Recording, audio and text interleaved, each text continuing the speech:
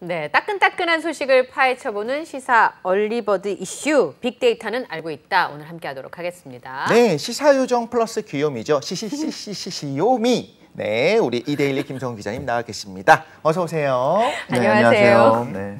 그 표정의 의미는 뭔가요? 독실님 되게 월요일부터 노력하고 있는 건데 노래 시시시시시요미 했는데 아니 정말? 눈이 아예 저를 보지도 않고 저 뒤에를 보고 계시는 거예요. 초점이. 말리지 말아야지, 말리지 말아야지 이런 표정. 듣고 계셨나요? 차분하게 보고 있었습니다. 아, 네. 예, 어디까지 하나 관람하는 보자. 걸로. 네. 알겠습니다. 근데 주말에는 운동을 하실까요? 그 더울 때도? 오히려 주말에 더 운동을 하면서 이제 대피를 좀 살리려고 하실 것 같은데 이번 주말 어떻게 보내셨습니까? 뭐 예상하신 그대로입니다. 네. 주말에 또 시원하거든요. 그리고 잘 아시다시피 오시는 분들이 월화수목 월요일부터 많이 네. 오시고 점점점 줍니다. 그래서 주말에 제일 적기 때문에 네. 이렇게 뭐 자주 가시는 분들은 주말이 어떻게 보면 호재일 수 있죠.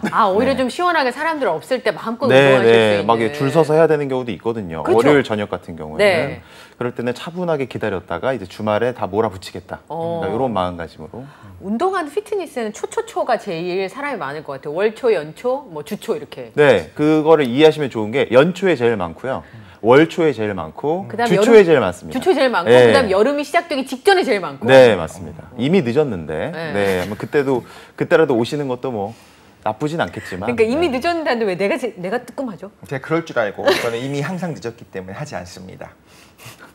네. 자, 알겠습니다. 자, 오늘 빅데이터는 알고 있다. 본격적으로 좀 만나보겠습니다. 오늘 준비된 빅데이터는 무엇이 있는지 하나하나 살펴보도록 하겠습니다. 자, 오늘 세 가지 SRT 탈선, 탈선. 6% 물가 상승, 네. 78%. 네. 자, 첫 번째 탈선. 키워드는 SRT 탈선으로 준비를 했는데 부산역을 출발해서 네. 서울 수서역을 향해 가던 SRT 열차가 대전 교차장역 인근에서 탈선했다는 소식을 가지고 왔습니다. 구체적으로 조금 말씀을 드리면 지난 1일 오후 3시 25분쯤인데요. SRT 338호 열차가 대전 교차장역 인근에서 궤도를 이탈하는 사고가 발생을 했는데 당시 차량에 370여 명이 타고 있었다고 하고요. 예. 이 사고로 11명이 다친 것으로 알려졌고 부상자 가운데 7명은 병원에서 치료를 받기도 했습니다. 이 사고로 14편의 고속열차 운행이 취소가 됐고요. 최고 지연된 거로는 5시간 36분 정도 된다고 하더라고요. 지연되는 열차편까지 나오면서 이용객들이 아주 큰 불편을 겪었다고 합니다. 보통 이제 저는 친정이 부산이어서 부산 갈 일이 되게 많은데 그날 어쨌든 서울에서 출발해서 보통 1시, 2시쯤이면 부산 들어가잖아요. 네. 새벽 5시에 부산에 도착했대요. 마지막 열차가. 그러니까 네. 금요일 저녁이어서 훨씬 더 혼란이 크지 않았나. 그렇겠네요. 예, 네. 그런 생각이 좀 듭니다. 근데 사실 우리나라에서 뭐 기차가 탈선하거나 이런 일이 자주 없으니까 네. 도대체 왜 그랬지? 아직까지 원인이 나오진 않았지만 그때 뭐 더워서 그랬다 뭐 이런 얘기가 있던데. 네, 현재 소방당국과 뭐 경찰 등이 뭐 조사를 열심히 하고 있는데요. 네. SRT 열차가 일단은 알 수 없는 이유로 급제동을 했다 이렇게 이제 파악을 하고 있고 열차 2대의 바퀴가 선로를 이탈했다 이 정도까지는 바퀴 두 현재가 대가? 파악된 네. 상황이거든요. 여러 가지 뭐 이유가 거론이 되고 있는데 현재로서는 또 거론되는 한 가지 이유 중에 하나가 폭염이 거론이 되고 있습니다. 폭염. 30도를 웃도는 무더위에 레일이 팽창을 하면서 자동적으로 좀 바퀴가 이번 탈선을 한 게 아니냐 뭐 지금 이런 추측이 나오고 있는 상황인데 예. 아직까지 뭐 구체적인 딱 정답이 딱 나온 상황은 아닙니다. 아마 그 분석하는데 시간이 좀 걸릴 것 같은데 네. 저는 이 얘기를 듣고 좀 웃었어요. 아니 저 선로가 철로 된 거 아니에요? 네. 근데 아무리 폭염이라 그래도 그게 늘어나가지고 기차가 탈선한데 말이 돼요? 그러니까 말이 안 되는 상황이죠. 사실 기존에 이제 고속열차가 아닌 경우에는 우리가 기차 소리를 한번 입으로 흉내낼 때 덜컥덜컥 이렇게 얘기하잖아요. 아, 네. 칙칙폭폭이 아니었군요. 네. 그 칙칙폭폭은 옛날에 정말 좀 옛날 그건 기차였던 비둘기요. 것 같고 네. 그게 왜 그러냐면 25m 정도의 레일이 있고 그 다음에 이음매들이 항상 있어요. 왜 그러냐면 말씀하신 것처럼 추위가 있으면 수축을 하게 되고 더위가 있으면 늘어나기 때문에 그걸 막기 위해서 이렇게 이음매가 항상 있습니다. 그런데 고속열차 같은 경우 우리가 덜컥덜컥 하는 소리를 입으로 내지 않지 그냥 징하고 지나가는 것처럼 느껴지잖아요. 네네. 그 부분을 다 용접을 해버려요. 그래서 당연히 철로는 늘어날 수도 있고 수축할 수도 있다. 그런데 고속철도 같은 경우에는 그런 부분에 승차감이라든가 속도를 내기 위해서 이음매를 다 없애놓고 대신에 특수 처리들을 합니다. 그래서 제대로 강하게 붙잡아 놓기도 하고 너무 더워지게 되면 자동으로 물을 분사해서 온도를 낮추기도 하고 네. 기본적으로 강 자체를 더 강하게 하기도 하고 이음매 리음매도 이제 옆으로 이렇게 이렇게 만들어지도록 다른 리음매를 사용하기도 하거든요. 그러니까 이거는 무슨 말이냐면 역대급 무더위 갑자기 어제랑 다르게 40도, 50도까지 올라간 상황도 아니었고 네. 특히나 다른 거랑 다르게 기차 같은 경우에는 정시 운행을 해야 되고 예측 가능한 상황으로 되어야 되거든요. 그런데 겨우 어떻게 보면 물론 더웠지만 겨우 30도 정도의 무더위에 탈선이 일어났고 그 때문에 어떻게 보면 다친 분들도 있고라고 하는 거는 책임을 피하기 어렵죠. 원인은 있겠지만 이건 자연재해라고 할 수 있는 건 아니거든요. 뭐 지진이 일어났다는 건 아니었잖아요. 그렇기 때문에 조금 더 안타까운 상황이고 사실 생각해보면 기차는 안전하다고 우리가 인식을 하기 때문에 안전벨트도 없잖아요. 그렇죠? 아, 입석도 그래서 있고. 그렇군요. 네. 네. 사고가 났을 때 사실 몇 번의 사고가 있었습니다. 해외 같은 경우에도 사고가 꽤 많이 일어나기도 했었고요. 우리나라에도 사실 탈선 사고가 몇 번 있었잖아요. 근데 다 대부분의 경우에 인재예요. 그래서 이번에도 사실 고속철도 같은 경우에는 한 번 사고가 이번에 어떻게 보면 크게 사고가 뭐 다친 분이 없어서 다행이지만 만약에 큰 사고로 이어질 수도 있는 상황이었을 수 있기 때문에 오히려 반면교사로 삼고 잘 원인 분석을 해서 다시 이런 일이 없도록 잘 좀 해봐야 될 것 같습니다. 철도가 이제 늘어나긴 하는데 네. 거기에 대해서 설마 말도 안 돼 늘어나겠어라고 생각했는데 그게 아니라 늘어나기는 하는데 네. 거기에 대한 조치를 잘했어야 된다. 그렇죠. 뭐 잘 아시겠지만 되게 초고층 건물 같은 경우에도 너무 이렇게 딱딱하게 지면은 붕괴 위험이 있기 때문에 약간 출렁출렁하게 짓는다는 얘기도 있잖아요. 유연성 있게. 유연성에 되게 생명입니다. 근데 앞서 말씀하신 부분에 조금 더 더해서 말씀을 드리면 사실 더 주목할 부분이 앞서가던 열차가 이상 징후를 감지해서 신고를 했음에도 불구하고 이런 사고가 실제로 발생했다. 후속 조치 없이 이런 부분인데요. 보도들도 많이 나온 부분이지만 10분 먼저 출발한 열차가 있었다고 해요. 네. 이 열차가 같은 지역을 지나는데 큰 흔들림을 감지를 했고 이를 알려가지고 실제로 방송에서 뭐 불편을 드려 죄송합니다 이런 뭐 멘트까지 실제로 나왔었다고 나갔대요? 합니다. 네. 그런데 사실 이런 실제로 10분 후에 지나던 열차가 사고를 당한 거고 이에 대해 국토부가 조사를 해보니까 선행 열차로부터 선로에 이상이 있다는 신고가 접수가 된 것도 맞고요. 후속 조치가 없었던 게 파악이 됐다 이런 부분도 좀 밝혔습니다. 그건 잘못한 거네요. 하여튼 네, 무조건. 맞습니다. 사실은 어느 정도 이상 징후가 있음에도 불구하고 이거 좀 사전에 조치를 취했어야 하지 않느냐 그렇죠. 라는 얘기가 뭐 지금 많이 나오고 있는 상황이고 국토부에서도 이번 기회를 통해서 열차 운영이나 철도 관리 안전 체계를 좀 면밀히 완전하게 조금 검사를 다시 해서 좀 더 안전을 좀 더 높이는 방향으로 해야 된다 이렇게 좀 약속을 한 상황이긴 합니다. 꼭 그렇게 해야죠. 사실 보면은 과거의 사례들도 좀 있긴 한데 더워지게 되면 선로가 어쨌든 늘어나잖아요. 그래서 위로 뜨려고 해요. 그래서 요거를 뜨는 거를 막기 위해서 꽉 잡아주도록 되어 있거든요. 근데 말하자면 그 부분에 문제가 생겨서 선로에 선형에 문제가 생기면 덜컥덜컥 거릴 수 있잖아요. 그런 거를 보고를 했으면 바로 조치를 취해야 되는데 말하자면 조치를 취하는 과정에서 열차가 지연되는 거에 말하자면 부담을 좀 느꼈을 수 있겠죠. 민원이 막 빗발칠 거 아니에요. 네, 그렇죠, 다들. 그렇죠. 그러니까 이거를 방치했다가 문제가 생긴 건데 이런 일은 좀 없어야 될 것 같고 과거에도 어떤 일이 있었냐면 그 KTX 같은 경우에 굉장히 그 선형에 문제가 생겼을 때 그 부분을 속도를 줄여서 지나갔었던 사례도 있습니다. 시속 300km로 지나가게 되면 문제가 생길 수 있으니까 네. 속도를 확 줄여갖고 한 30km 정도로 지나가는 그런 일들도 있었던 사례들이 있는 걸 보면 어쨌든 분명히 막을 수 있었다. 막을 수 있는 기회들도 있었다. 그렇기 때문에 더 우리가 이 인재를 막기 위한 좀 조치를 앞으로 이제 후속 조치를 잘 취해가지고 앞으로 이런 일이 없도록 좀 잘 해봐야겠죠.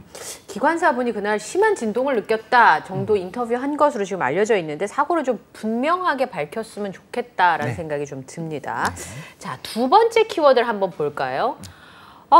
물가 상승은 항상 나옵니다. 네. 6%. 6% 물가 상승인데요. 네. 몇 달 전만 해도 5% 물가 상승을 걱정하던 정부가 이제는 6% 물가 상승을 조금 기정사실화하고 있는 상황을 좀 들고 왔습니다.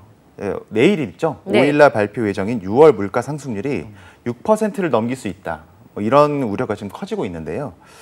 정부는 6월 소비자 물가 상승률이 지난 5월에 5.4%였는데 네. 지난 5월보다 조금 더 높아질 것으로 지금 예고한 상태입니다. 네. 앞서 추경호 경제부총리 겸 기재부 장관도 한 방송에 출연을 해서 6월과 8월에는 소비자 물가 상승률이 6%대를 넘기는 거를 우리가 목도할 수도 있다. 뭐 이런 발언을 언급한 적이 있는데요. 네. 물가 상승률이 6%를 넘기게 된다면 IMF 외환위기 시절인 1998년 맞아요. 11월 이후 23년 7개월 만에 최고치를 달성하는 거거든요. IMF 이후에 저희가 이런 상황을 지금 목도하게 되는 그러니까 거죠. 저는 IMF 때 숨이 막히던 기억이 아직도 나요. 그러니까 TV를 틀면 뭐 이렇게 안심할 수 있는 게 한 군데도 없었고 오죽하면 그때 애국 마케팅이 완전 유행이었어요. 네. 그러니까 다들 너무 힘드니까 심지어는 콜라에 이렇게 태극기가 막 새겨져 있고 막 이랬었잖아요. 네. 그러니까 마음을 8.15 맞아요. 땡땡이었죠. 네. 마음을 둘 데가 없으니까 그런 마케팅이 성행할 정도였었는데 금모기 운동. 네. 그렇죠. 지금이 그때랑 비슷하다는 건 약간 마음이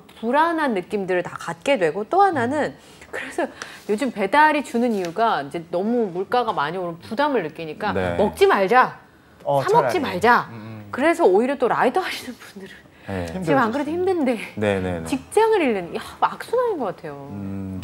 사실 총체적인 경제 위기를 뜻하는 단어가 퍼펙트 스톰이란 말이 있거든요. 뭐 영화 제목이도 영화 있긴 제목, 한데 네. 퍼펙트 스톰이 진짜 다가오는 거 아니냐. 뭐 아시다시피 지금 증시 상황도 너무 안 좋고 너무 안 좋고. 기름값도 너무 많이 올랐고 그러니까요. 네, 뭐 지금 물가도 많이 올랐고 지금 뭐 어느 하나 마음을 둘 곳이 없는 상황이기 때문에 금융당국에서도 조금 사회적 거리두기 해제로 수요는 폭발하고 있는데 지금 모든 원자재 가격이나 물가가 오르니까 와 이거 정말 상황이 심각한 것 아니냐 좀 이렇게 좀 예의주시하고 있는 상황입니다. 네.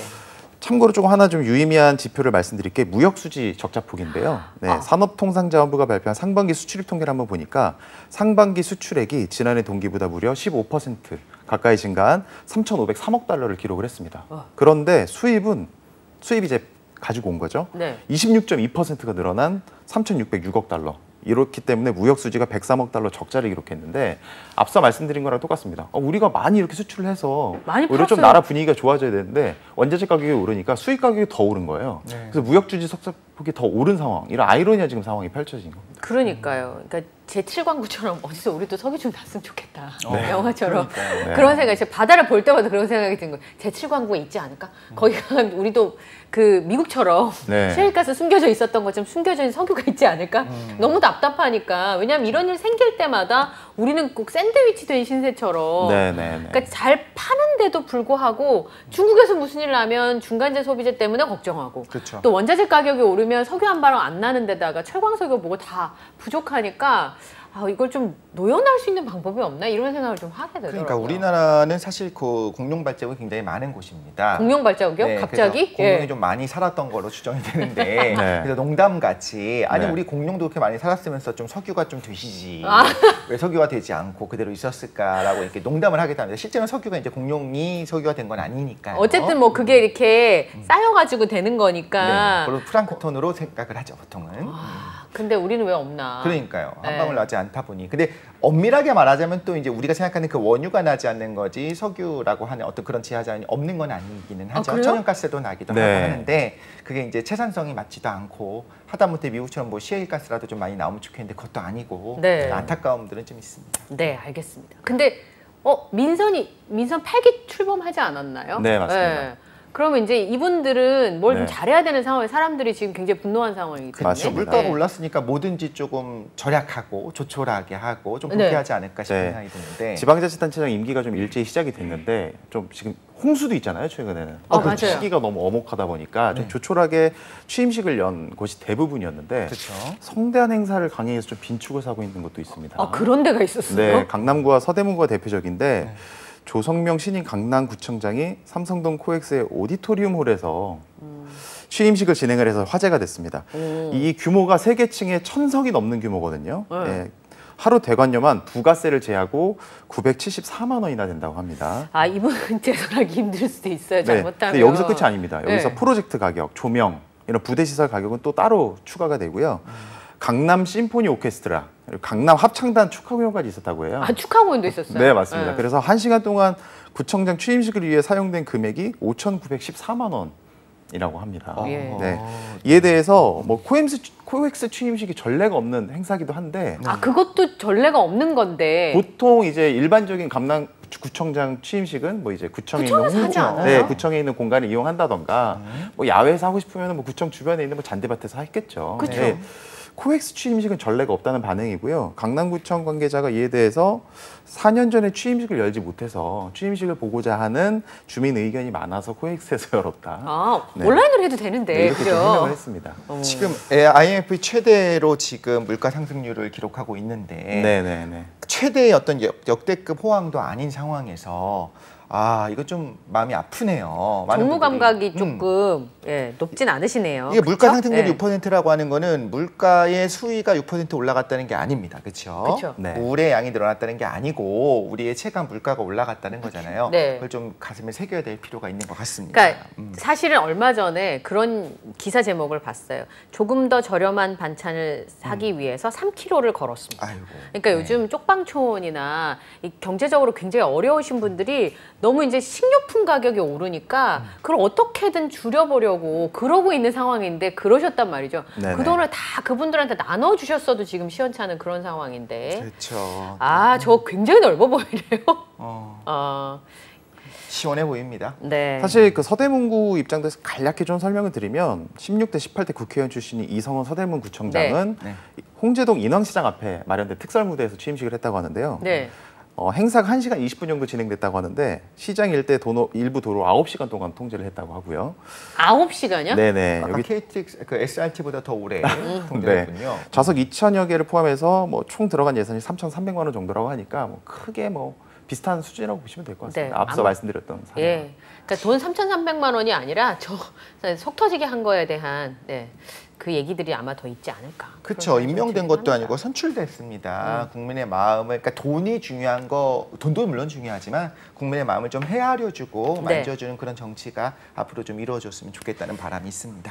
저희가 의도한 건 아닌데요. 다음 뉴스를 전해드리면 앞에 계신 분들에 대한 거에 대해서 뭐 많은 분들이 평가를 내리시지 않을까. 전 그런 생각이 좀 들거든요. 왜냐하면 세 번째가 78%. 네. 네.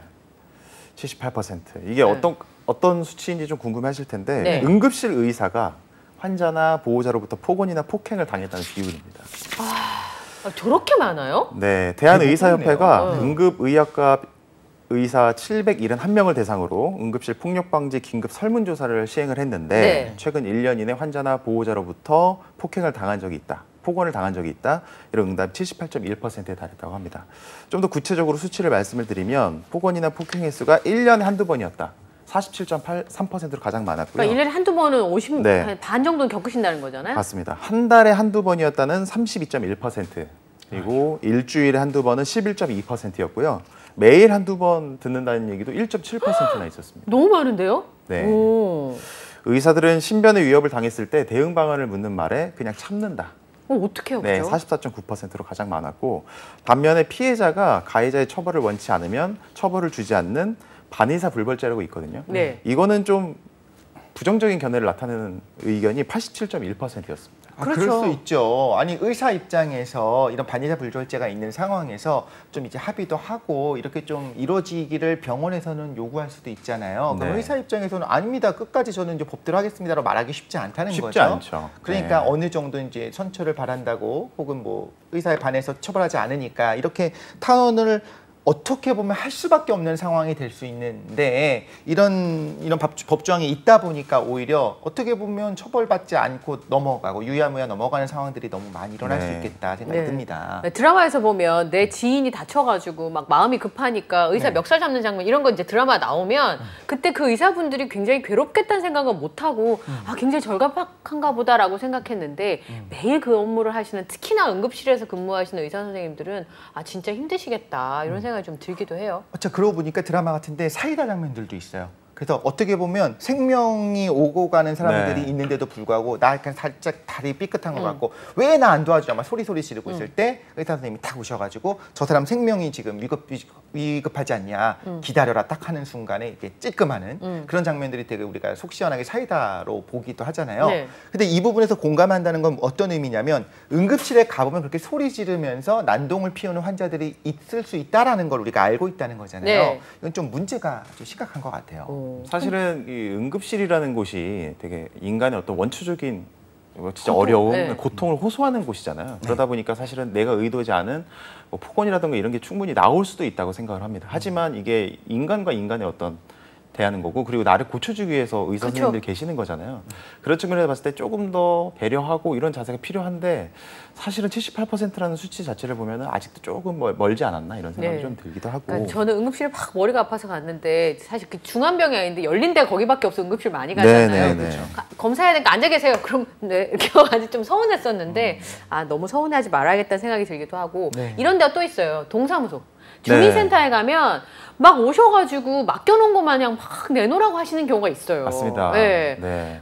급하신 건 알겠는데 저번에 칼부림 난 적도 있었잖아요. 아. 네. 그러니까 여기도 조금 힘드실 것 같기는 해요. 말씀하신 대로 이런 어려운 호소는 사실 의사 선생님들뿐만이 아니라요. 지방자치단체들이 악성 민원인 때문에 고통을 많이 받고 있거든요. 네. 그래서 지방자치단체들도 여러 가지 좀 묘안을 생각을 하고 있는데 강원도 같은 경우에는 민원실 전 직원을 대상으로 사원증 케이스형 녹음기를 도입을 했다고 합니다. 그게 뭐예요? 이 사원증에 녹음기가 달려 있는 건데 상시 착용이 가능하고 그쵸? 버튼만 누르면 녹취가 이루어지는 거라고 합니다. 이게 위급한 상황에서 막 멱살을 잡힐 수도 있는 거고 말씀하신 그렇죠. 대로 네. 예를 들어서 막 폭언을 일삼는 경우에는 딱 녹음을 켜서 어떤 증거 자료를 마련하는 그런 거로 보시면 되고요. 경북 봉화군 같은 경우에는 종합 민원실을 비롯한 전 직원에게 웨어러블 캠 도입을 지금 추진하고 있다고 합니다. 바디캠 같은 거. 네네. 그렇죠? 그 경찰분들이 많이 네. 하고 다니시는 건데 사건 현장이나 이런 걸 딱 면밀하게 파악하기 위해서 웨어러블 캠을 하는데 사실은 공무원분들이 웨어러블 캠을 이제 뭐 도입을 한다는 것 자체가 어떻게 보면 좀 서글픈 뉴스일 수도 있다고 맞아요. 생각을 해요. 예. 목에 착용하는 웨어러블 캠을 이제 착용까지 해야 되는 이런 상황까지 몰렸다는 거에 대해서 좀 안타깝고 서울에서도 동대문구가 이를 추진하고 있고 강원도 속초시, 충북 청주시 등도 좀 벤치마킹을 지금 고려하고 있다고 합니다. 네. 어떻게 보면 진짜 그래요. 이런 행정 서비스를 제공하는데 말씀하신 것처럼 웨어러블 캠을 착용해야 될 정도의 상황에 이르렀다는 게 얼마나 서글픈가 싶기도 하고 실제 활용은 좀 안 됐으면 좋겠다 이런 거 있잖아요. 우리가 ARS에서 이제 상담 전화를 넘어갈 때 녹음이 되고 있습니다라는 멘트만 들어도 그 다음부터 조금 진정하고 조심해야 되는 상황이 있는 것처럼 네. 이 웨어러블 캠이 있는 거를 확인하고서 네. 그 다음부터는 좀 똑같은 말을 하더라도 화를 내지 않고 좀 조리 있게 이야기를 하고 하이할 일도 분명히 있을 수 있잖아요. 네. 그럴 때도 좀 천천히 좀 잘 얘기하면서 서로 얼굴 붉히지 않는 쪽으로 끝나는 것이 가장 베스트일 것 같습니다. 네, 말씀하신 것처럼 참 희한한 게 녹음되고 있어요. 여기에 녹음기가 달려 있어요. CCTV가 있어요. 네. 안 하잖아요. 네. 그러니까 그런 부분들을 이제 활용하는 건데 말씀하신 것처럼 사실 또 지자체들은 몇 년에 한 번씩 선거를 해야 되니까 네. 악성 민원인한테도 아무 말 못하고 입을 다물고 있는 경우가 있었는데 예전에 제가 아는 분이 본인 매장에 갑질하는 손님 받을 생각이 없으니까 나가라고. 사장님, 우리 직원들한테 그렇게 함부로 하시면 우리도 우리 직원을 보호해야 할 의무가 있으니까 손님은 왕이 아니다. 우리 직원한테 그렇게 하면 나가시라고 얘기를 했더라고요. 네. 근데 그거 보고도 되게 그래 그런 부분도 좀 필요하겠다라고 생각을 했었거든요. 예. 사실은 좀 한 가지 또 덧붙여서 말씀을 드리고 싶은 게 공직사회에서 최근에 조금 어려움을 호소하고 있는 경우 중에 또 다른 한 가지가 사회초년생으로 이제 공직생활을 시작하신 분들이 많잖아요. 네네. 네, 이제 뭐 진짜 노하우도 생기고 오랜 기간 공직생활 하신 분들은 대처 요령도 있겠지만 이제 막 청운의 꿈을 안고 어렵게 공무원 시험을 합격을 해서 딱 공직생활을 시작했는데 처음 상대하는 민원인이 막 나한테 폭언을 퍼붓고 이래서 하시고. 심리적인 상처 그리고 어려움을 호소하는 젊은 공무원들이 되게 많다는 얘기를 들었거든요. 네. 이런 부분을 위해서라도 좀 여러 가지 제도적인 장치가 좀 필요한 것 같고 약간 그런 부분에 대해서도 약간 귀뜸을 해주시더라고요. 젊은 공무원들 너무 좀 어려움을 호소하는 경우도 많고 실제로 최근에 공무원 이제 응시 비율이 많이 줄고 있다는 줄잖아요. 얘기가 있잖아요. 여러 가지 사회적 트렌드가 있겠습니다만 뭐 이런 거에 대해서 사실 아름아름으로 얘기가 나오는 부분도 있기 때문에 이런 부분에서는 좀 우리 모두 좀 힘을 합쳐서 좀 개선해야 되지 않나 이런 생각이 좀 듭니다. 네. 그럼 자연스럽게 오늘 좀 심리 이야기를 같이 나누면서 우리가 우리 삶에서 좀 접할 수 있는 여러 가지 문제들을 어떻게 해야 될지 오늘 알아볼 수 있는 시간이 될 수 있을 네. 것 같습니다. 참 말이 칼이 되는데요, 그죠? 예, 오늘 빅데이터 함께 이야기를 나눠봤습니다. 지금까지 이데일리 김성훈 기자와 함께 이야기를 나눴습니다. 고맙습니다. 네, 감사합니다. 네.